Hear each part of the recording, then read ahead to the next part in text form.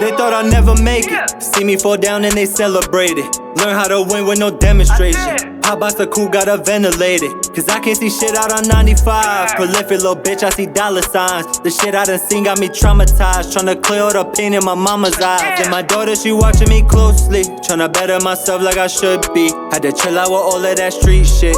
I came a long way, but don't push me. Rest in peace to my bro, it ain't right though. 20 bands, nothing that's light sauce. Hit the booth and I turn all the lights off. Gotta get in my zone. Gotta turn on my phone, cause all them smiles is fake and I see it. Bad guy, if I got out, be it. Baptized, but I'm living with demons. Trap vibes, so I'm cashing out Neiman's. No face, swear these bitches is heathens, but I don't need them though. Keep my moves quiet, you don't need to know. My new tools silent. Cause they thought I'd never make it. Episode number 8, ladies and gentlemen. Welcome to Prolific Podcast. As always, it's your boy Berto. Your boy Will. Coming in, and we have a very, very special guest, CEO, president, hustler, entrepreneur, family man, husband, son, king of swimwear. King of swimwear. They call this man the Bikini Man. Yep, that's me. Welcome, ladies and gentlemen. We got Rob in the building. Rob, appreciate you coming through, brother. Thanks for having me. Rob, Bikini Man, a.k.a. Barry Beachy, a.k.a. Mr. Poppy Swim himself, breaking all type of barriers. Welcome to the podcast, man. Appreciate you coming by. Thanks for having me. Of course, man. Welcome to the podcast. Let's start off with the Bikini Man. Yeah. Where did that originate from, man? How did you come up with that name? So every time I've had the magical platform of Instagram, any type of venture I've been in, I've kind of changed that name. So when I got into swimwear, I searched it. I'm the Bikini Man, and that's what it came. It's crazy because I think that one of the hardest things when you have a brand or you're trying to expand or you're trying to create something and make it something, right? It's always like catchy. It has to be something catchy, right? But I feel like everything is always catchy. Correct.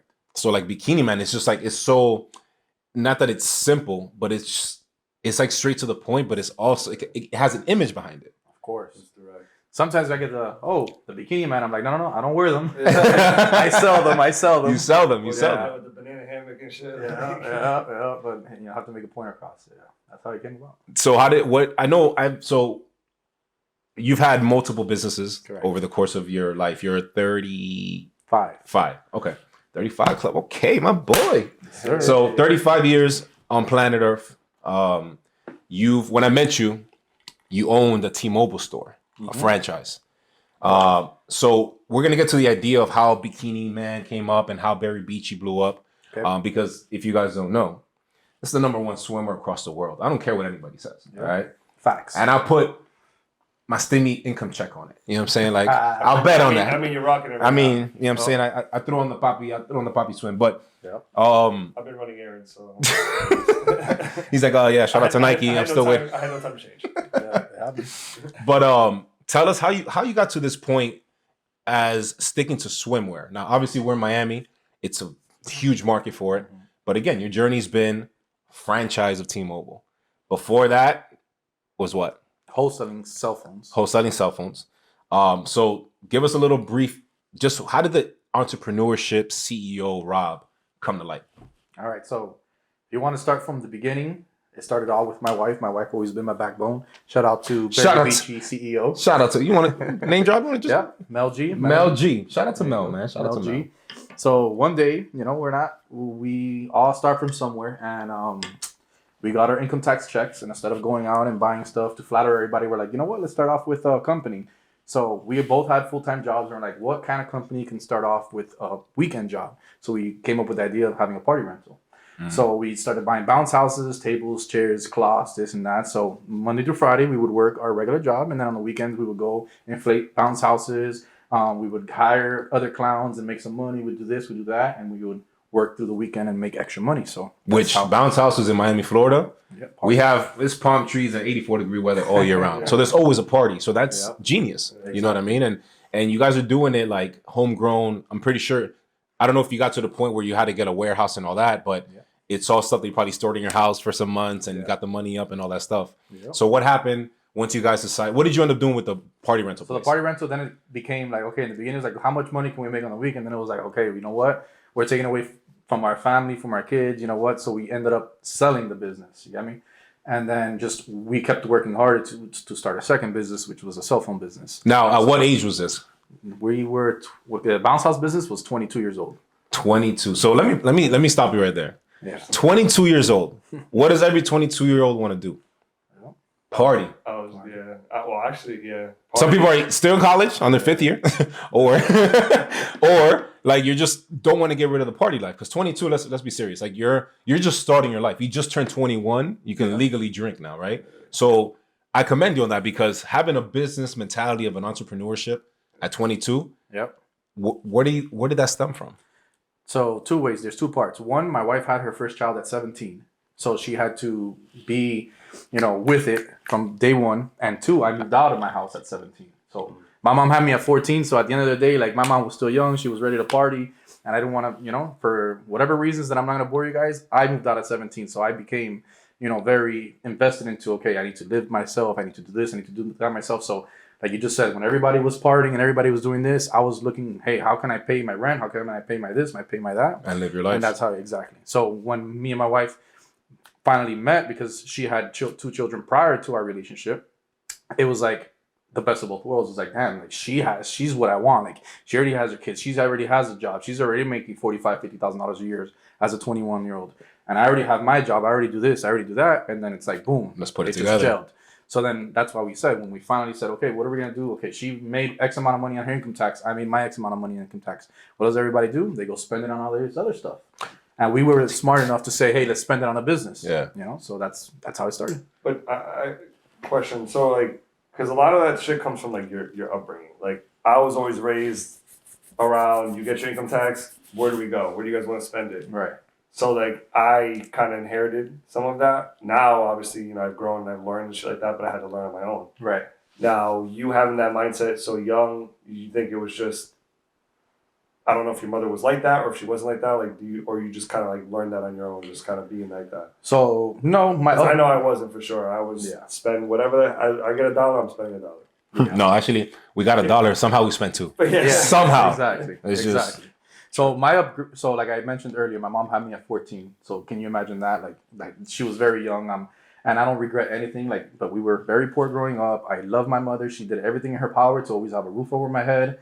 And this and that. We bounced around all over. I went to like 12, 13 different schools. I lived in Carroll City. I finally ended up in the trailer park. To me that was like a glamorous area because I knew nothing better. So like trailer park. But I never got into the bad part of the trailer park because sports is what kept me out of the problems. You get me? So I always had my mentors and my coach and always talking to me, always doing this, always doing that. And then he would talk to me about everything. So I just didn't like the vibe. I would see all my other friends that had money, the way they lived, and they would invite me to specific things. And then I would come back home and I was like, no, I don't like this life. So I was like, you know what? I need to do something better and I needed to do it for myself. No one's going to come knocking on my door and say, hey, you want this type of life? No, you got to go make that life for yourself. So what made me start with when I met my wife saying, hey, like, we got to make it is that I was scared to go back to being poor. Yeah. And that's till this day, that's what I'm scared of. I don't want to be poor. Do you think that that's, and I might be jumping the gun here because I was going to ask you this way later on, but do you think that that's part of your, obviously besides your wife, besides your beautiful children, do you think that that's part of your why, that anxiety of like, I've seen the bottom and I thought it was normal, but now that I'm on my way up, I don't want to go back there. Yeah, that's one of the 2 biggest whys. Yeah. That's why I do what I do, because it's like, if something doesn't work, I'm going to find the next thing that does work. And if that doesn't work, I'm going to find the next thing that works. You get me? So that is one of my 2 biggest whys. My second biggest why I will tell you now is my children. You get me? That's another reason that keeps me motivated. But that, I never want to go back to that. You get me? And I'm never going to go back to that because I'm always going to find a way to make it out. You get me? So now, why between the transition of, let's start off with the bounce house business, right? Okay. Did you end up selling that? Yes. Okay. So what made you transition to something else? Okay. So what was the next venture for you guys? Then we had our first child, so it was like, okay, work throughout the week, making money in the bounce houses. Then the weekend would come and then I would have to leave my family because I'm delivering, picking up, washing, getting ready for the next party. So it was like, I never had time for my family. I would have those 2 hours when I get out of work during the week. And then on the weekend, I was basically a slave, because the party rental industry is tough and it's all weekend, So we did have a successful party rental company, but I was like, I can't do this anymore after 2 years. So we ended up selling it and we made our money back and we reinvested into another company that we were already kind of tapping into. Yeah. Exactly. And what company was that? So my wife worked for one of the biggest companies outside of Samsung, Apple, LG, all those. It was called Blue.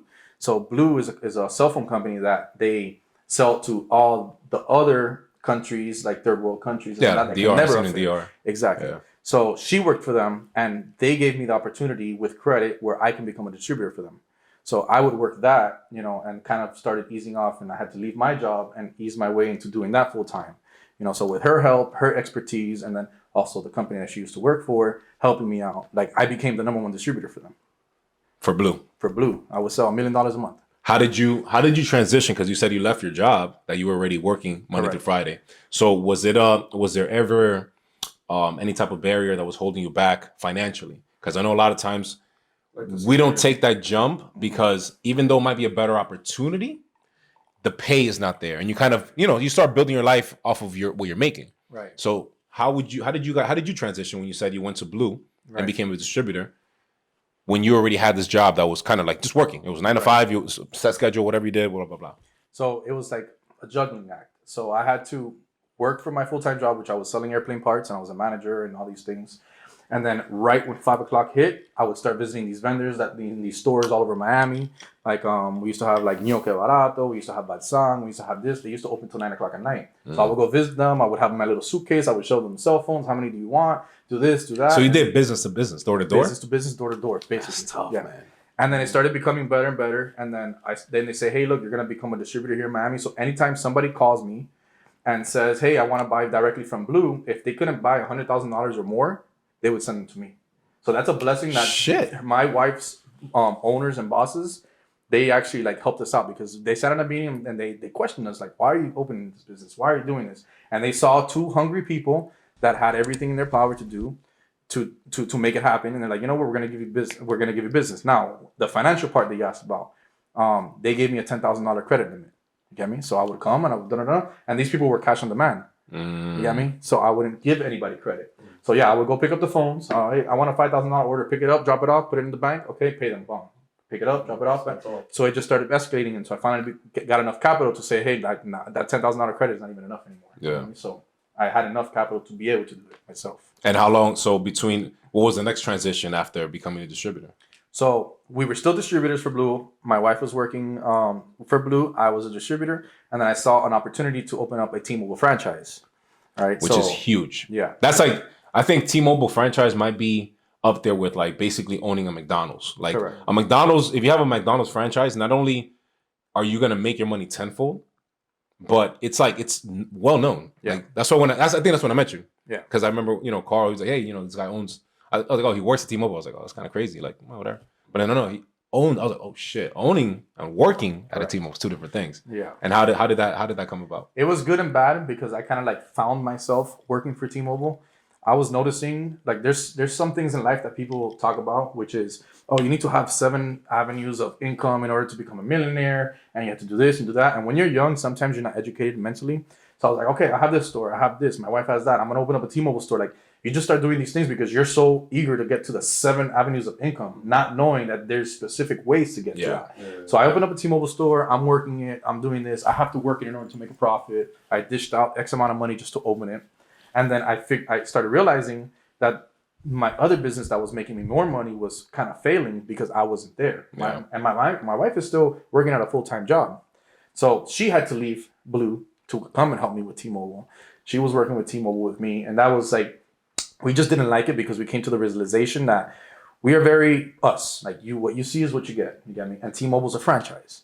So you have to do it their way. You have to act fake. You can't say certain things. You can't. Even though you own it, which is crazy. Even though I own it. Yeah, it's a franchise. You can't be a certain way. And I was like, you know what? This is not really what I want. You get me? Yeah, I was making some type of profits, but the business that was making me good money was suffering. And this, so I said, you know what, Mel? We sat down with our accountant. I'm like, I think it's time to sell. We sold it for a profit, which is a good thing. And we went back to focusing with cell phones.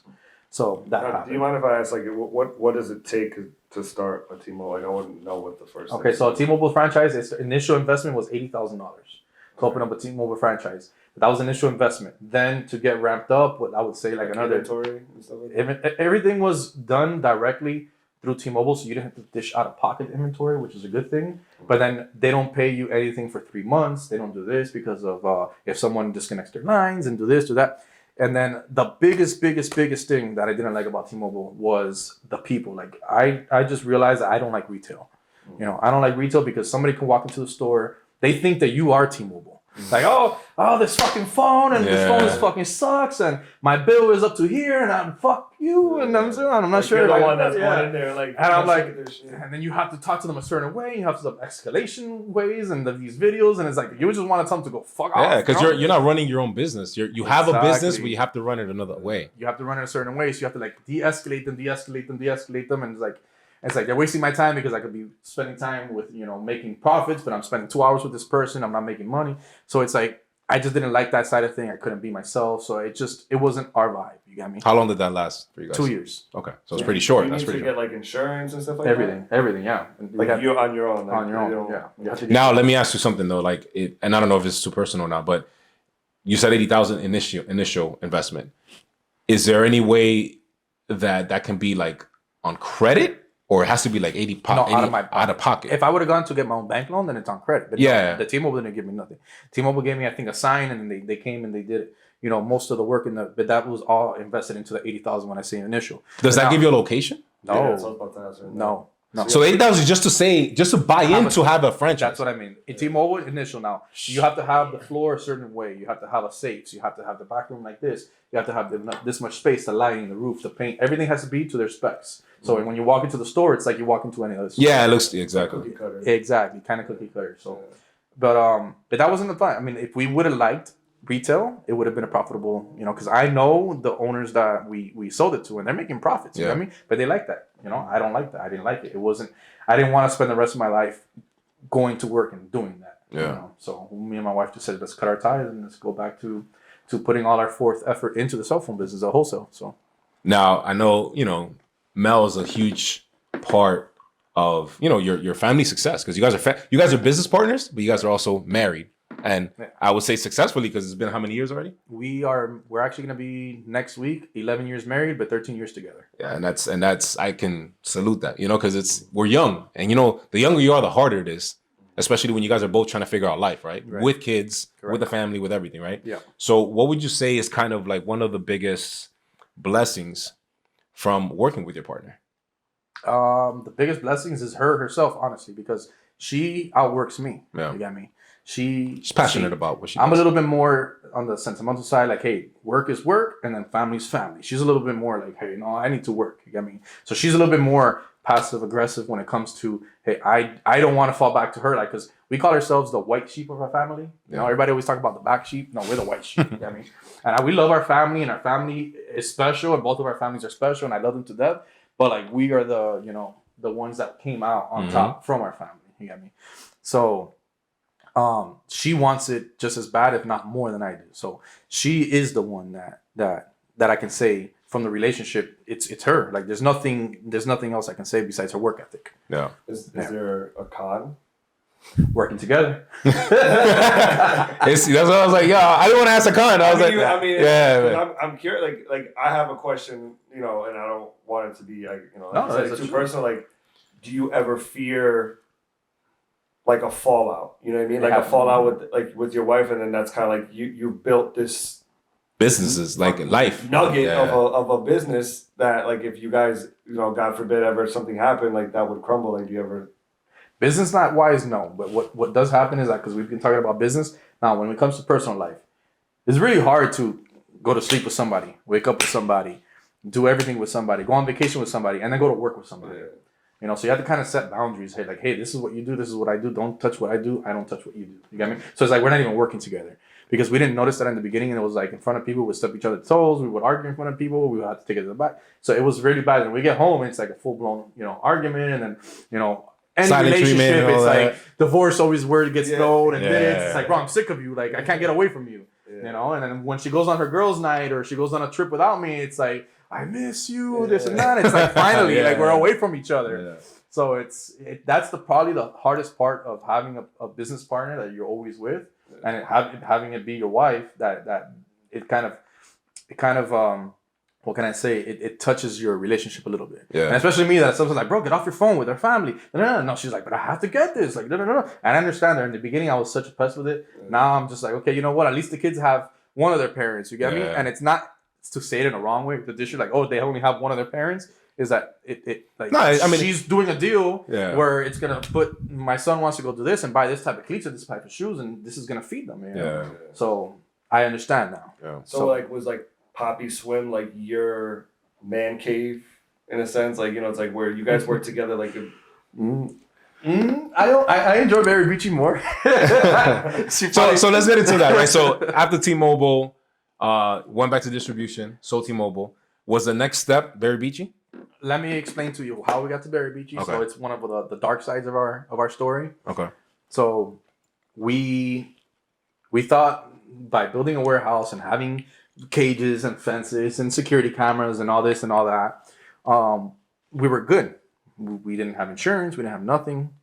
Comes Christmas, where everybody's buying phones. We stack up on phones. The weekend comes. We come there Monday, and we got robbed completely everything. From a warehouse? From the cell phone business. Holy shit. We got completely wiped out. I'm talking about wiped out to a point that even the $10,000 loan that I had from Blue was wiped out too. So we had, after all the cost of goods, we maybe had $30,000 liquid capital in the bank. And then after having to pay the $10,000 back, we were like $20,000 in the bank. So we were like at each other's throats. We couldn't believe it. We were in shock. Like, it just went to shit. So we had to close the warehouse. We had to come home. We were like scraping in with the customers, doing this, doing that. And then COVID hit. Oh, shit. Every single business shut down. Yeah. Every single one. Like, nobody's buying because, mandates and this and that. So everything just came to. So that's how Berry Beachy started. We're in a pool. We finally have our first daughter after having 3 boys. My wife's like, I want to get into fashion. We're like, okay, what next business are we going to open? We're talking about toy company. We're talking about, she started buying some clothing company, some tights. Like, we were just like, see what bites. It's like, oh, bikinis. And then we got an order, and then we got 2 orders, and then, 2 orders. I'm talking about a week. Yeah. And we're still scraping with the cell phone company. We're just making enough to pay the bills at this point with the overseas customers. And then out of nowhere, we just falling asleep every night watching YouTube videos of how to run Shopify and how to do this and what manufacturer to work with. And like literally every single night, self-taught. Nobody taught us how to create a website. Do from the ground up. YouTube University. It's like, and it's 5 orders a week, 10 orders a week, 15 orders a week, And then it's like, okay, now I'm building a rack in my house. Now I'm buying this. And that's how Berry Beachy was started. Gotcha. Now, quick question. So the hit that you guys took, did insurance cover all of that? They didn't have insurance. So in Miami, the insurance is really high. The insurance of the T-Mobile, sorry. T-Mobile's different because it's more of a store and whatever, and T-Mobile helps you with that. But the insurance of the warehouse, like, it's very, very hard to get insurance in Miami because, unfortunately, in Miami, they have a lot of fraud where I'll have my friend come and rob the phone from me, get a claim, I get my $100,000, $200,000, and you got the phone. I still sell the phone. Yeah, you still got the phone. So that was happening a lot. So insurance was like not even like, it was worth taking the risk more than buying the insurance because then you're not making a profit. Yeah. You're paying it all on insurance. You're paying fucking $2,000-$3,000 a month on insurance alone. It's like, okay, it's not even worth it. Yeah. So that's why we didn't have insurance. But it's crazy though, because I commend you guys because now that I'm thinking about it, you guys started Berry Beachy in the fucking middle of a pandemic. Yep. And you guys were able to scale it. Correct. Yeah. So what do you think from all, from your entire history of being an entrepreneur and just seeing a bunch of different things from different industries that you were in, what do you think kind of like not inspired you, but kind of spiked that interest or that fire in your ass during a pandemic while people are like literally losing loved ones? Like, we're literally locked down in our house. Correct. And you're here thinking like, I got this bikini that you can still go to a pool. Like, how did you guys stay so motivated during those times to really like scale Berry Beachy? Because I feel like you guys scaled the hell out of it your first year, which is very hard, as you must know, opening up a business. Correct. So we started in 2018, leading up to 2019 and we didn't, again, she kind of like had the idea and that didn't, like, we didn't get it didn't go anywhere. Yeah. It didn't go anywhere like in any company. We didn't get not one sale. It was just an idea. It was more of, like I said, YouTube videos, creating the website, like nothing. Then 2019 hit, and that's when we started getting a little bit more involved. We got obviously friends and family are always going to support. Yeah. Then you started getting your first internet sale, and you're like high-fiving, hugging. Oh my god! Hey, small wins, man, small wins. Yeah, and then we didn't get another sale for like another 2-3 weeks. So it just all started happening little by little. So then when it comes to the online industry and why the pandemic kind of helped is honestly people were getting bored, people were still doing stuff like within each other, and people were getting free money. Honestly, hey, somebody had to say it. Somebody had to say it. And when you're not spending your hard-earned money, like people just go ahead and spend. So when we started spending a lot of money on advertising, like that's when we started seeing the sales. Because people are getting their free money from the government. People are doing this. A lot of people were still working. Correct. It wasn't like 2008 where people really lost jobs. They lost houses. Like this pandemic, a lot of companies, kind of like audible type shit. Like, okay, like we're going to close down because of this, but keep working from home. Mm-hmm. So everybody was still probably making the same amount, if not more, during the pandemic. Right. So that probably helped out the sales. Yeah. Because you're like, all right, yeah, everybody has to stay home, but people are still spending fucking money shopping. Yeah. One of the biggest things is that people had to stay home. So nobody was going to the mall to go shopping. Nobody had to go here to go shopping. So the online sales honestly picked up. Like they picked up dramatically. And then back then the Instagram was different. And then back then the ads were different. So you would spend a little bit and make a lot. Nowadays there's a little bit of changes when the iOS and the following and Instagram doesn't have the whole not only 10% of your viewers. So now it's a little bit harder, but it was good that we were able to escalate. Currently I think we have like 77,000 followers, organic followers, nothing fake. So it was good. Now your sales didn't start until you guys promoted, right? Like until you started doing ads and stuff like that. It wasn't like your first couple sales were like family, friends, boom, boom, boom. Correct. So the influx that you guys had was after you guys started. One of the biggest advertising is good, but if you don't have anything to show them on the landing page why it's worth it, or on your Instagram why it's worth it, the number one thing that helped us out was honestly it was influencers. In the market. So we started 20, 30, 40 a day. We were not interested. They would never read it. But then, bam, this person that has 20,000 followers, yes, it would say yeah. So we would send them a free bikini, and they would post it. And then this person, and that person, and this person. So it always starts off small. You're not gonna get that million viewer person at first, but you always gotta try. Like scared money doesn't make money, so you have to just if they say no, they say no. But it's gonna be a no if you don't try. Exactly. So just try it and try it and try it. So every day we had a business plan. Every day we're going to reach out to 20 models. So we don't spam it in Instagram so it doesn't think that this.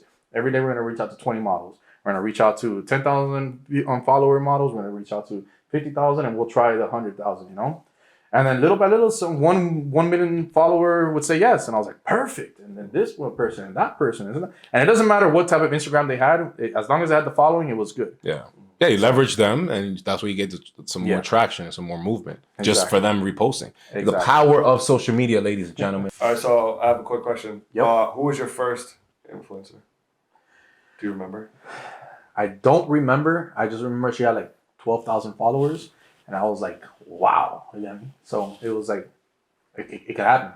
And then we got that one influencer that was 1 million, and that's what I was telling you. It doesn't matter how many followers they have. In the beginning, he was like, "Oh, she has 1 million followers," but all her pictures were like, You get me? We won't fuck with those. I don't care if you have 10 million followers. If you're not part of our brand now, we won't fuck with you. You get me? And we get DMs all the time from those girls, but it's just that's not our brand anymore. You get me? Our brand is not like that. Plus, 99.9% of their followers are men. And men from other countries. Mm-hmm. So it's they have 10 million followers, but it's not the type of people that we want to fuck with. Yeah. Bangladesh. Yeah, exactly. Bangkok. Now I have a question. How much do you invest in marketing monthly, throughout platforms like IG ads, Google? Seasonal. We do seasonal, but on peak season, when I say, because we're Swimwear brand now. Yeah. So peak season, I'm talking about from right now. Even through Miami, being that it's obviously you guys have your platform online, but seasonal in other places, but here, Miami, believe it or not, it's very big for us because we get a lot of orders from Miami, but we're a worldwide brand, so we have to kind of when it's December here, we're marketing a lot in Australia because it's summer over there, and all the countries that's summer, things like that. So we target specific areas.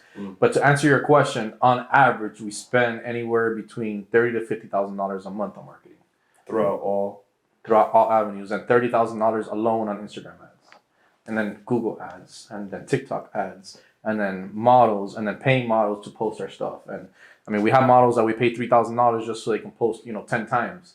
But those models we know that are, they're worth it. Plus, they give us free pictures. We don't have to hire photographers. We don't have to hire this. Like sometimes we go do a photo shoot and it costs us $5,000. But we don't get anything else out of from it but the pictures. We hire a high profile model that she's a model. She has 3 million followers, but she's taking her own pictures. She's doing this. She's doing her own edits. She's sending it to us, and she's posting us. That's more valuable for us now. So again, you live and learn. Like you kind of find out what works for you, and that's what's been working for us. Like doing the package deals with the models and the influencers. So do you guys have like, okay, $1 million up? We're gonna offer them this package. We're gonna offer them X amount of K dollars, whatever. We need 10 posts or 10 pictures or whatever. Do you guys have like that? We have different structures. Models sometimes already have what it's called like their kit.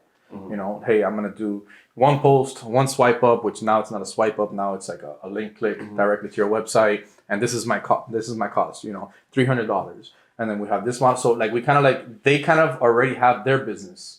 So it's not like us dictating them; it's them dictating us, and it's us. Okay, but then we also say, okay, I want to see your credentials, like how many followers are guys, how many followers are girls, how many this. Like they have all their insights. Exactly, they have all their insights. So we got to see that until we finally come to an agreement. We put it all in writing. We kind of some models say, hey, 50% deposit, and then the other 50%. Other models just do it up front, and then they invoice us after. We don't pay models up front because we've been burnt in the past. You get me? So we no longer do that. You say like you do it first, and they know that we're a brand, like where we are. How can I say, we're trademarked? We are global. We're not gonna not pay you. Like that. We're not gonna stain our brand. So they know that they can do what they need to do per the contract or per the email. I mean, and that's it. That's how we do it. Now, what do you think is a good amount to pay, like as a small brand for like an influencer? Obviously, you have ones that have more followers than whatever, but like as a smaller brand starting off, like what do you think is a good price to pay someone for a post? We'll say for one post. It all depends. Like see if they'll do it for free first. Everything's always for free. That's the way we try to say. Like, oh, what do you have to offer? I'm like, oh, I'll give you free bikini of choice for a post. Sometimes they love our stuff and they say yeah. Like most of the time they say yeah. But there's some Instagram models that are like I'm talking about. Because there's a difference. There's models that that they have 50% men, 50% women, and they're very known in the industry. So we'll pay $3,000-$4,000 for them. And then there's other girls that have a lot of following that I just want a specific picture from them, but I don't want anything else from them. You get me? Because I want her picture for our website or things like that. You get me? So it all depends, but $300, $400 is normal for like one picture, one post. And then packages, I'm okay paying $3,000 as long as it's something that aligns with our business model. Yeah.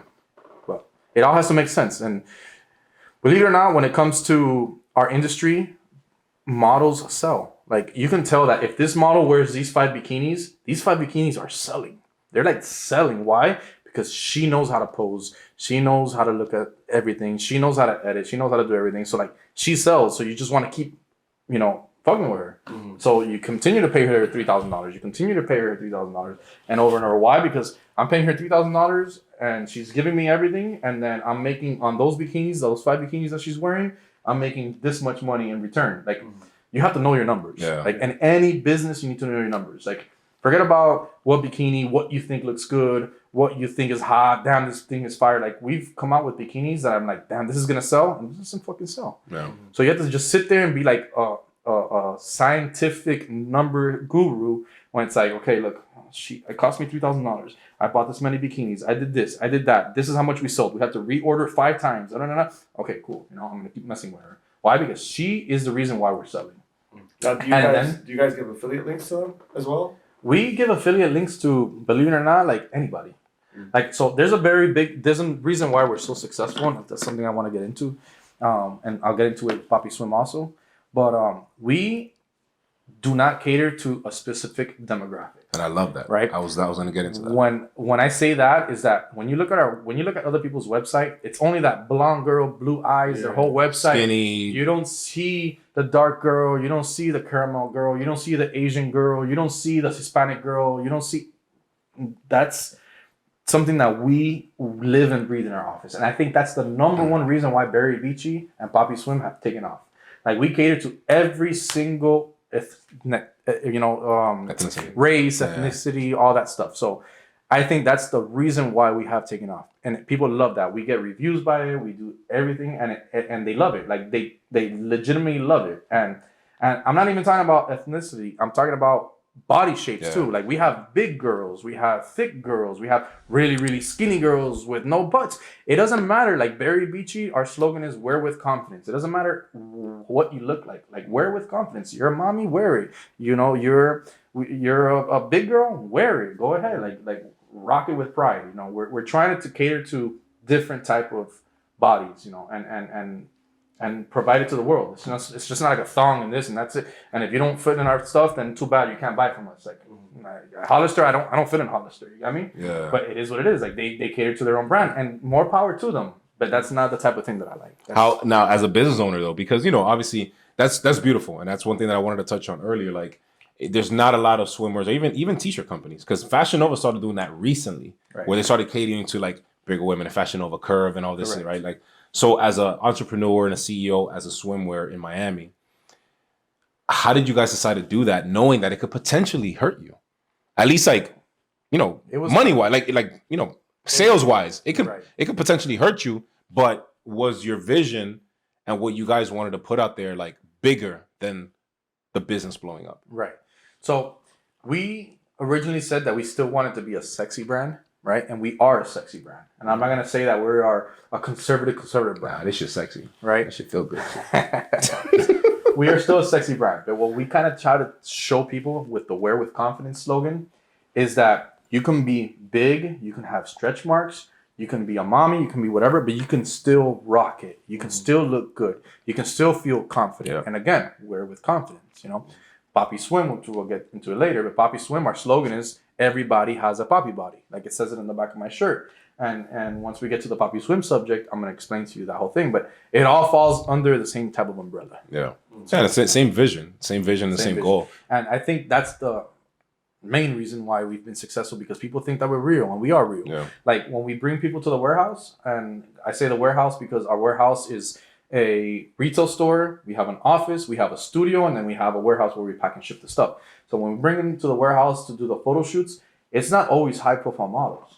Like, we sometimes give a girl that has 7,000 followers, we give them the opportunity to say, wow, Berry Beachy gave me the opportunity to showcase. I've always wanted to be a model, and nobody's ever given it to me, and Berry Beachy let me do it. But you know what? That's the same model that's going to go and tell all their friends. That's the same model that's going to post us 100 times. Or like cocky and shit. Right, but it works. It works for us. Like, there's a book that's called Your Raving Fans. Like, you need to create in any type of business a raving fans. Like, people that are going to be out there working for you without you even noticing. And that's what we've created. We created raving fans. People that are just every time, oh, what bikini? Oh, this is the best bikini brand. And you should check them out. They go and they follow. Why? Because they're working for us without you even knowing.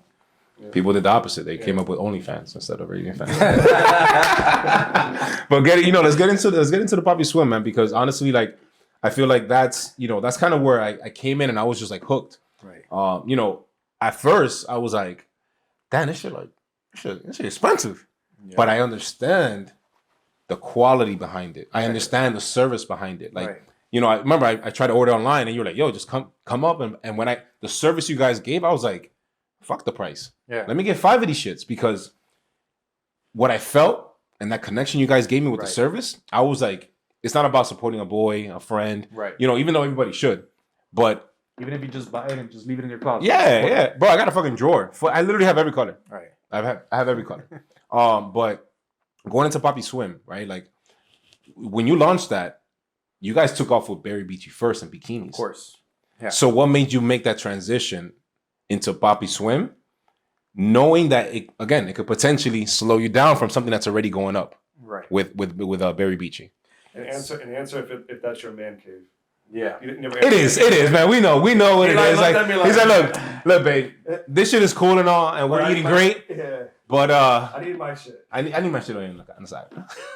It's both, honestly. Again, it's not because I'm trying to be the perfect husband. It's not like, it's both of our shit. Like, she came up with the name.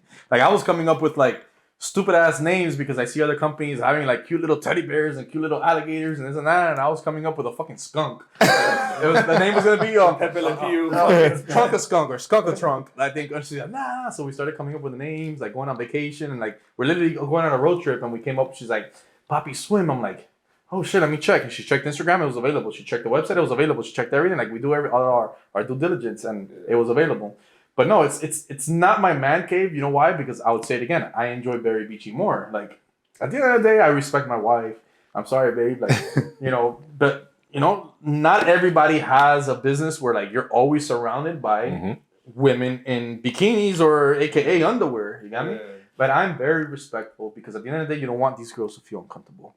You don't want these girls to be like, oh, this guy's staring at me or he's looking at me the wrong way. Like I'm very, very, very tedious when it comes to photo shoots. Like if their tie is one tie is longer than the other and this and that, I would never go up to the model and like fix them. Like, hey babe, I need you to fix this because I feel like this is bunched up in this size too and in the back and her hair. Like I'm very big on that. You got me? But it's always, hey babe, go ahead and fix her. Or the assistants that we have, hey, go ahead and fix her. I'll never do it. You get me? But at the end of the day, eyes were meant to look, right? And my wife tells me all the time, but I don't look at them to eat them. You get me? Yeah. But it just starts becoming natural after a while. But to get back to what you were saying with Poppy Swim, okay, so I originally had said earlier in the conversation that every business owner wants to have 7 avenues of income, right? So I kind of came up with a whole bunch of mentors and things like that. And I've kind of heard your stuff and I kind of built it within myself. Is that I'm building businesses within a business. Yeah. You get me? So exactly. So the mistake that I used to make was that I used to see people go on vacation, they have their business, they have this, they have that, and their business was running and they're millionaires for all the businesses that I used to work for.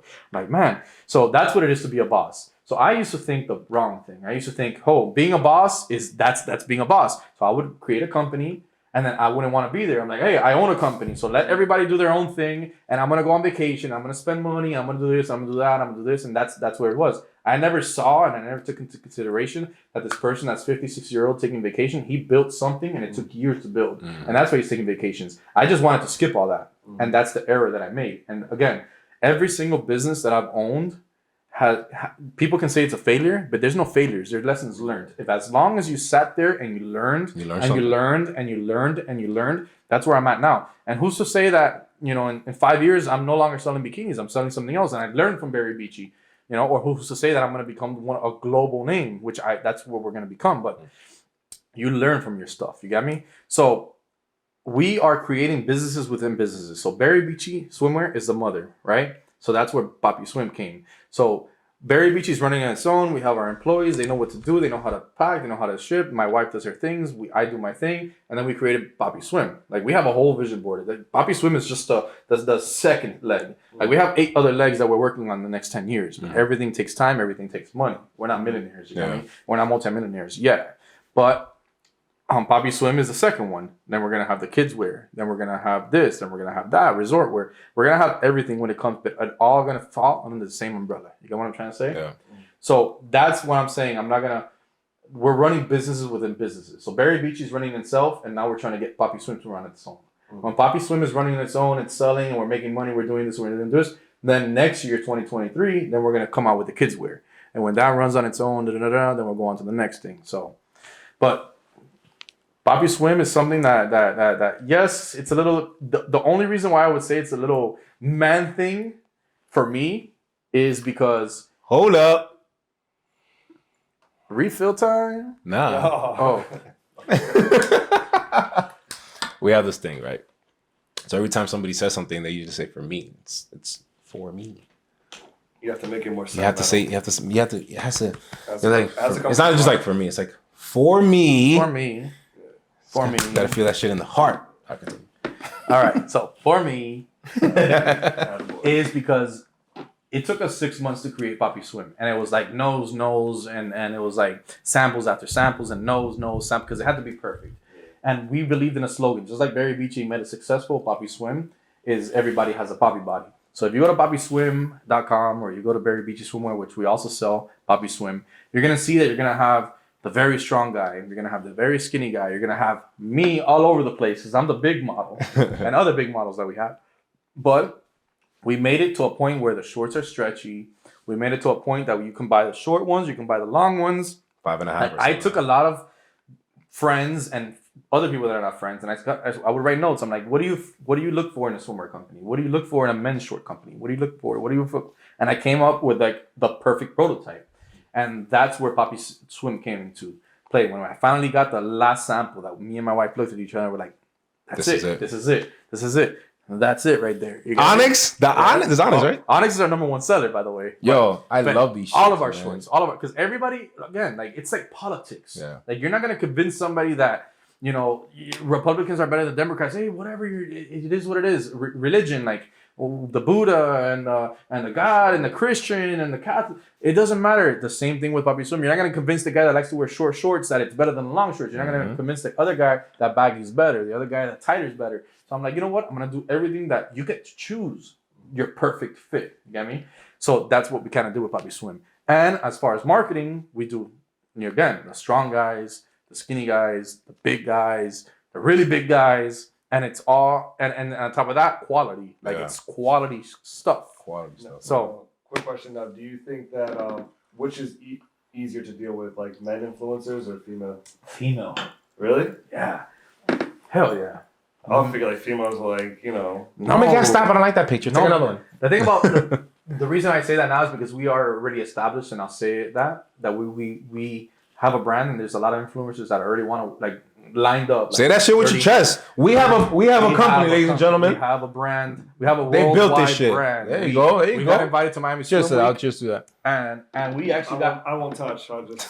We as Very Beachy Swimwear, we got hit up by Vogue last week. You know. So that's big, you know, we're getting hit up by Vogue. But with the Poppy Swim side, guys are a little bit more bougie. Like if the guy has 10,000 followers, he feels like he accomplished something, and he's like, he wants to charge you fucking $3,000 for like. Really? Yeah. It's like guys. I feel like as a guy, like if anyone hits me up, I'm like for free something. I'm like, sure. Yeah, but I'm sure like, you know, if you get 10, 20,000 followers, don't even talk about the million follower guys. Those guys won't even look at your shit. You know, but really, yeah, the guys are a little bit more bougier. I thought opposite too. I thought the complete opposite. Oh, every guy's gonna want.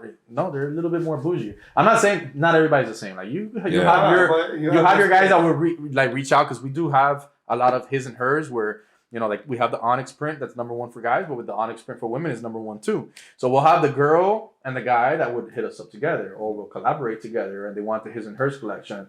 So it's kind of worked out, but again, piggybacking off of Very Beachy. Yeah, it's not piggybacking off of Poppy Swim. So I like the his and hers. His and hers. Yeah, though, and that's something that you guys recently came out with, right? I can see like that and a bathing suit, like a dope ass picture, like a his and hers. Every single print that we have for Poppy Swim has a bikini for Very Beachy. Every single one. And that's when we're going to start with the kiddos or whatever we're going to. Kiddos swimwear is what we think we're going to name it, but whatever we name with it. I think my wife was talking about little berries, you know, for the kids. Where it's like a family where you take a picture where the dad is wearing the shorts, the little kid is wearing the shorts, the daughter's wearing the swimsuit, the mom, like, you know, people love that stuff too. So I think Little Berries it's coming 2023. Like vacations and shit. I feel like people, like when they go on vacation with their family, they all want to wear the same shit. Correct. And the good thing about kids is that you have a child and they're gonna grow. So you buy a 3T, guess what? Next year, if they're they love your brand, they're gonna buy a 4T. They're gonna buy a 5T. Why? Because just like shoes, and I hate buying shoes for my kids because 5 months later they can't wear it, and it's like fuck. So with kids, it's the same thing. So there's a very big opportunity there, but there's also a very big investment because you have to buy so many sizes. Yeah. So it's like you have to buy a size newborn all the way up to freaking 18-year-olds. So there's a very big investment when it comes to children and teenagers. So now the $30,000 that you spend on advertising, is that for Very Beach, or is that with, or you guys do it together, like in the same bucket? That's all the same bucket because Poppy Swim is actually a DBA of Very Beach. Okay, so it's just all right. Yeah, it's all in the same umbrella. Now, but we do mostly like we'll do 80% of Very Beachy, and then we'll do his and hers like another 20%. So I can kind of like get in there. Correct. Yeah. Now with all of that marketing that you do, if you feel comfortable saying like how much you guys profit a month or how much your revenue, I guess. So it depends. I could touch base. Like for again peak season, we will make about $150,000 to $200,000 in sales a month. Peak season is around now starting March all the way to about the beginning of October, I would say. That's peak season. It's a big season. It's a big season. It's a big season. But the season goes like this. You got me? It's like, June, July is like up here. You got me? But it goes like that. But it's still, when I say peak season, it's like the numbers that I see starting now in March are numbers that any company would love to see in their peak season. Yeah. You get me? So we're very blessed, but we put in the work. Like, we've done everything in our power. From the ground up, man. And we're still learning. And we're still going to kill it, and we're still going to continue to grow. I remember forget about our first year because we started in October. 2019, I think we sold like $200,000. During the pandemic. Oh, no, that's when that was like the beginning. You get me? That's when we were still tickling the market. You get me? 2020 is when we started taking off as a company, and I think that's when the pandemic started. I believe. I have to go back. 2020. Right. Right during the pandemic. Right. 2021 is, I think that's when this guy became president. That's when we thrived. So 2020 we made $800,000 in sales, which is fucking amazing. 2021, which was last year, we hit the $1.4 million mark. Nice. So we cracked the 1 point. So we basically almost 2x. Yeah. We wanted to 3x, but we had a couple of hiccups there, and with the iOS updates, and there's a lot of things. That's why I'm saying you always have to learn. You always have to adapt, because when it comes to marketing, it was easy. For example, you go onto our website and you go shopping, and then you say, I don't want to buy nothing. Then you go to toysrus.com or whatever website, and then you start seeing a little pop-up. A little pop-up. Okay, that's a following. With the new iOS update that Apple did, which was a big beef between Facebook and Apple, you can hit do not follow anymore, and you're never going to see a marketing strategy from us again or any other company. Shit. So that was very, very big hit for us. But again, you got to up your Instagram, not your Instagram game, your email game. You got to up your text messaging game. And you have to follow all the laws, because if the person doesn't opt into text messaging, then it's illegal to text them. So it's like a lot of things that you have to learn. So it's like you never stop learning. You never stop learning. So you either learn yourself or you hire the right people. Yeah. Now, do you do your own email marketing, or? My wife and I right now do our own email marketing. We do our own text messaging marketing. And we hire a company to do our social media marketing. Yeah, they know more than us, and the return on investment, like let's say the $30,000 that we spend a month, and they're called ROAS, which is return on advertisement. They're about 2 to 3 right now. So you spend, when I say that, you spend $30,000 a month but we're getting $90,000 in sales just in that avenue. And then when it comes to Google ads, you spend about $1,000 a month, but you get $20,000 in sales. So it's like, that's 2 roles. You get me? Return on investment. And then you have TikTok ads, and then you have this, and then you have legit text messaging. You have different avenues to all make money, and all calculates to the final number. But the most important one is Instagram. You get me? And the thing about Instagram is that you may have somebody see your ad, click on it, not buy anything, sign up to email blast, exit your page. Right? Now, Instagram's not going to get that sale because you didn't buy right then and there. But they send it to the email. So I'm email blasting them. And then they click on the email, they buy it. So now that email is going to get the sale. But if it wasn't for Instagram seeing that ad, following you, things like that, so you have to always take that into consideration. And how do we do that? We kind of see the new customers, because our Shopify platform kind of tells you, hey, how many new customers you have and how many returning customers you have. So we kind of like feed off. Instagram ads may not tell you the number that you want to see, but Instagram ads are always going to work. Yeah. Now I have one more question for you. So Yep. I think we're getting close to it. What is your... What are you laughing? Some shit that happened yesterday. Sorry, guys. Oh, yeah. Okay. What is your end goal with this?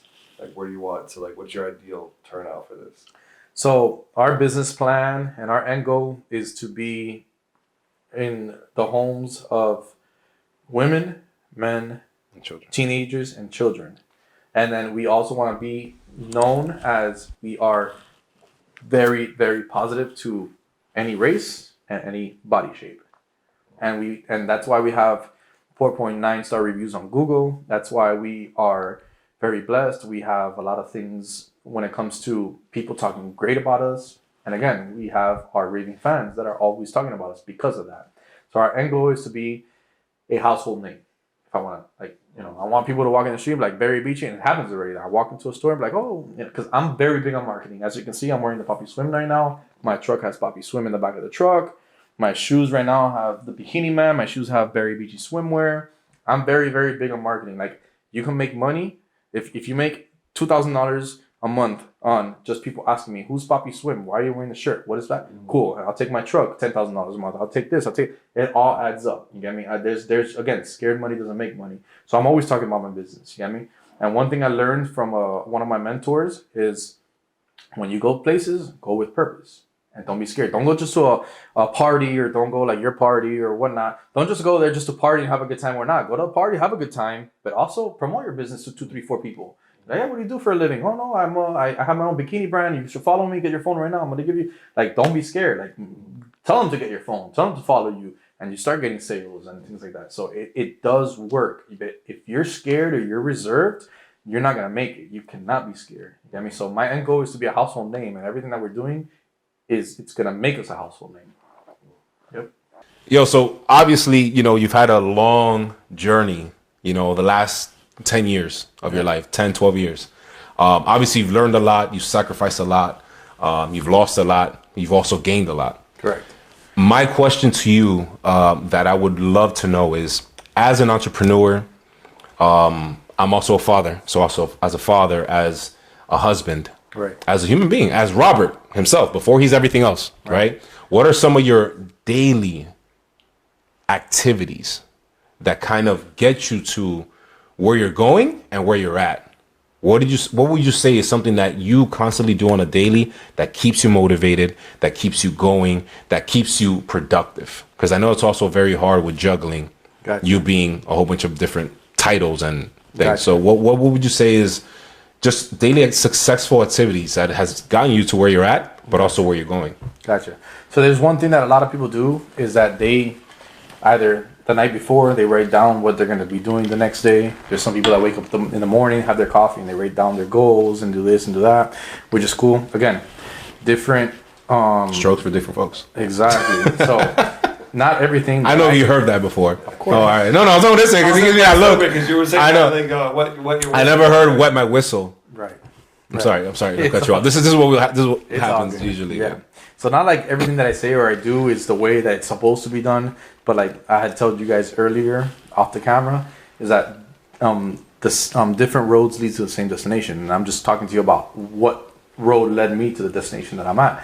So like I don't write anything down, I don't do anything, but I think about it, and me and my wife, we have conversations at night, and we're like, hey, what's gonna be tomorrow's goal? What are we gonna do when we get to the office early? Like we already kind of have like a structure, like who's gonna take the kids tomorrow? Like we kind of like take turns, like you take the kids today, tomorrow. If I see that because we do work with overseas, and sometimes overseas different time, 9-10 o'clock is their 9-10 o'clock in the morning. So I see her up in the morning and I'm trying to sleep or things like that. So back in the days I would bitch at her, I'm like, oh, put the phone down, that no longer happens. I understand what she's doing. She's talking to her manufacturers, she's doing what she has to do to make this company work. So I kind of like go to sleep and say, hey, okay, I'm gonna take the kids to school tomorrow. So it's kind of like falling like that. So we talk about it, we structure ourselves. Tomorrow we're gonna get to the office, we're gonna clean because the windows are kind of like this and a little dusty. So like we kind of already know the day before what the day is gonna look like the next day. Hey, Aiden has a football game tomorrow. My other son has a football game. My daughter has ballet. My other son has basketball. Like business is business, but at the end of the day, my biggest job is being a father. And being a father to me always comes first. And the reason why we do what we do is to be a good father and to provide our kids. And one of the things, and that's another business that I haven't touched bases with you about. Like I have another business that's selling bearded dragons. We breed bearded dragons, but it's not my business, it's my kids' business because of the passion that they had. And it's easy from the background that I had to say, oh no, I want to give my kids everything I never had. And it's like, it's cliche to say this, but I legit try to teach my kids everything I never knew. Like all the things that my parents never taught me, all the things that I've learned, I want them to skip that from their own learning experiences, and I try to implement that into their own heads. You get me? So like being a father first and being a good husband first is always comes first. So when we come and we talk about our night and what we have to do the next day, it's like, okay, what's the number one thing we have to do tomorrow? Dentist appointment or this or basketball game or football game or this and that. So either one of us have to, like, we kind of like already expect the night before what the next day is going to do. Yes, we don't write it down, but to us, like, we're at a point that we have it already. So when I wake up in the morning, I already know what's going to go on. I already know who has to do what. We already know how we have to do it, because having 4 kids, having a business or 2 or 3, like, it's kind of hard. Like, people ask us, like, how the fuck do you guys do it? Like, how do you have 4 kids? How do you guys do everything you do? How do you guys travel as much as you travel? How do you guys have the life that you have with the circumstances you guys have? And how is it? Because me and my wife say, hey, what are we going to do, and how are we going to split each other's time, and how are we going to make it happen? So to answer your question, that's what it is. Like, we already know the night before what the next day has in store for us. And then on top of that, there's always surprises throughout the day. There's always, today, for example, my daughter's a little sick, and they call me, hey, your daughter's coughing too much. You got to pick her up. That wasn't part of my plans, coming and picking my daughter at 12 o'clock in the afternoon and having to go do this and do that. But, like, you know what? Like, we're going to adapt. Hey, babe, stay at work, do this, do that. Like, now she's adapting, I'm adapting. What comes first? So you have to, like, prioritize. You have to prioritize the night before, and you have to prioritize when things are actually happening. Yeah. And that's how we kind of do it. Like, we just go with the flow, you know? That's good.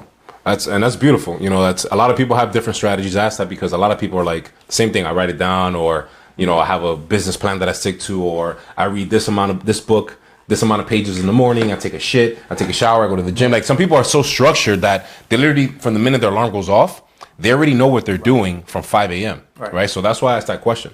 But I appreciate you answering that. Of course, as always, I appreciate you coming through. We always like to end this on a good note. All right. So we do a little game at the end just to kind of leave things on a good note, and you know, some funnies, positive vibes. Jeopardy.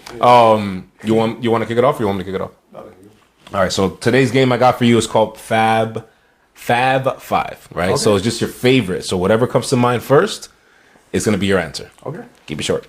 So quick 5 questions. All right. Favorite family vacation? Mexico. Favorite adult beverage? Hennessy. I like that. I like. See, this is why I like CEOs that are. He doesn't forget where he came. He ain't forget where he came from, man. It don't matter how much money in the world you got. My boy still got fucking chicken nuggets and Hennessy. You know what I drink a whole bottle or 2, and I wake up fine the next day. So that's why I stick to it. Nice. I hate hangovers. Favorite music to listen to? Depends on the situation. Just whatever comes to mind first. Boat country, work techno, me vibing probably like Bone Thugs and 3 6 Mafia and old school Tupac and Biggie. Nice. Favorite place to party in Miami? Favorite place to party? My house.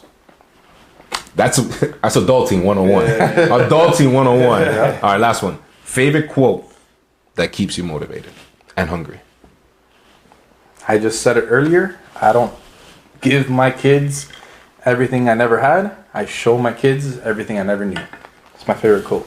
Got it. That's my 5. That's my Fab 5. So you take it away. I ask you. It's pretty much what we do is like the first thing that comes to your mind. So this will be quick. Okay.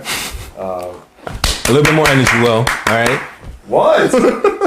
No, I feel like sometimes I really don't realize how monotone. How monotone I am. I thought I was just like, okay, so this is like. Oh, you're like. You literally even picked up your phone like. Like, all right, so now I gotta. Yeah. Oh God. Go ahead. So this is somebody. Nah. Okay. First word that comes in. Broke. Never. Community.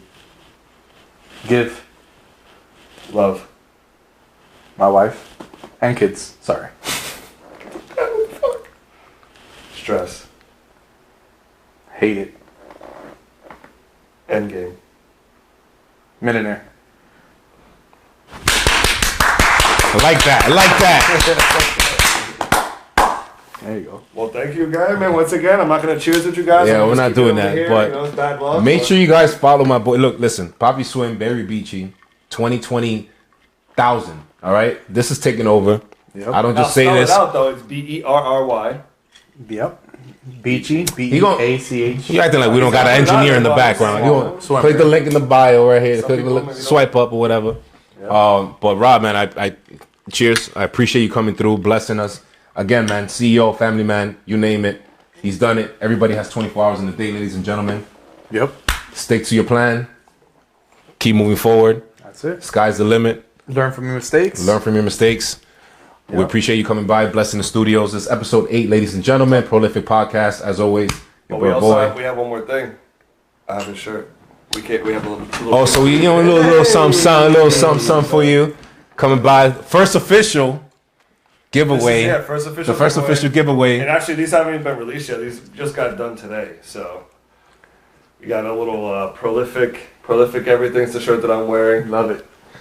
Because we believe that everybody here, Yep. Prolific everything. So that's for you, man. Thank you for coming by, man, and coming through. And support your local artists, man. Support your friends, man. Gucci, Fendi, all this. Then I paying you guys. You know what I'm saying? Like, this is where it's at. It's all about community. It's all about moving up. Yep. But yeah, man. Thank you guys for having me. Always. This was fun. Always. I want to do it again one day. Maybe next time we'll do it with the Barry Beachy CEO. Hey, next time we will do it with the Barry Beachy CEO. Mel, we'll hit you up. You know what I'm saying? Coordinate it, get all the kids. Fuck it, bring the kids. I got 2 kids there. They can fucking run around. Fuck the kids. No. Anything I can do without them. Yeah, shit. All right, that's a wrap, man. Hey, thanks for tuning in, guys. Prolific Podcast, episode number 8. See you guys soon. Peace out. Never make it. See me fall down and they celebrate it. Learn how to win with no demonstration. Pop out the cool, gotta ventilate it. Cause I can't see shit out on 95. Prolific little bitch, I see dollar signs.